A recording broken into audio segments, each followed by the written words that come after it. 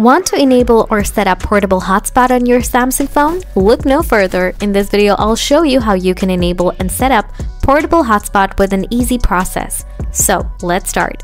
To do that, swipe down the quick settings from the home screen. If you don't see the hotspot option, then extend the quick settings.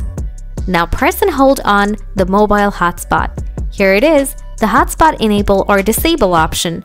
Toggle it on to enable hotspot and then toggle it off to disable.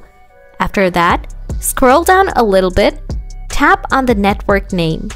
From here, you can change the hotspot network name or password. You can change the security option. If you tap on advanced, you will see more advanced options. Scroll down. From here, you can turn on and off power saving mode as well. So guys, this is how you can enable or set up portable hotspot on your Samsung phone. Hope it helps. If you have anything to ask, feel free to ask in the comment box below. Thanks for watching.